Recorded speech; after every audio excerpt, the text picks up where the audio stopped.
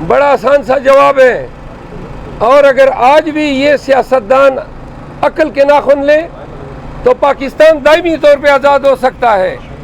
صرف اتنا کرنا ہے کہ تمام سیاسی پارٹیاں بیٹھ جائیں اور ایک طرف آئین کی کتاب رکھیں اور دوسری طرف اللہ کی کتاب رکھیں، اور اس کو گواہ بنا کر کہیں کہ کون جیتا ہے اور کون ہارا ہے۔ اور اگر سیاسی جماعتیں اس پہ اتفاق کر لیتی ہیں کہ جن کو عوام نے جتوایا ہے ان کو مسند اقتدار دیتے ہیں، تو یاد رکھیں کہ پاکستان میں آئندہ جمہوریت کو ڈیریل کرنے یا نتائج کو چرانے کی کسی کو جرت ہی نہیں ہوگی۔ وہ چیپٹر کلوز ہو گیا۔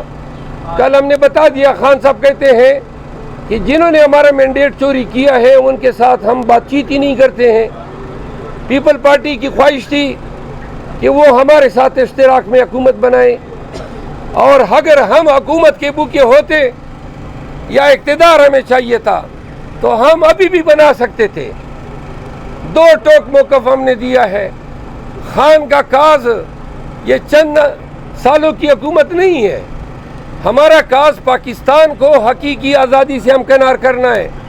حقیقی آزادی یہی ہے، کوئی آپ کا مینڈیٹ نہ چرا سکے، کوئی آپ کے گھر میں بغیر قانونی پروسیس کے گھس نہ سکے، کوئی آپ کو راہ چلتے آربیٹریریلی گرفتار نہ کر سکے، کوئی آپ کے بنیادی حقوق پہ ڈاکہ نہ ڈال سکے۔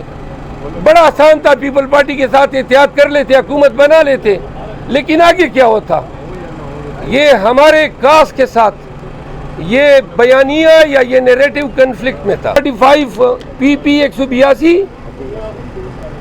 فارم 45 پی پی 286 اور 287 جیتے ہوئے امیدوار ہیں عقیل اسلم، فرحت عباس لنڈ اور اخلاق احمد۔ یہ جیتے ہیں رسپیکٹیولی 7,000، 12,000 اور 24,000 کی لیڈ سے۔ ریٹرننگ افسر نے کمال کی مہربانی کی ہے اور کنسالیڈیشن میں کہیں پر ہمیں نہیں بلایا۔ ایک آخری بات جو رہ گئی تھی،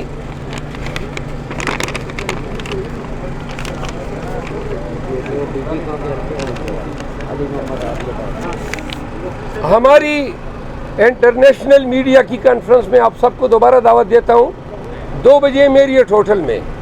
اس میں ہم پریزنٹیشن دیں گے، تمام دستاویزی ثبوت آپ سب کے سامنے رکھیں گے کہ یہ فارم 45 ہے، یہ امیدوار ہے اور جس نے حاصل کیے ان کے یہ نتائج ہیں۔ Thank you.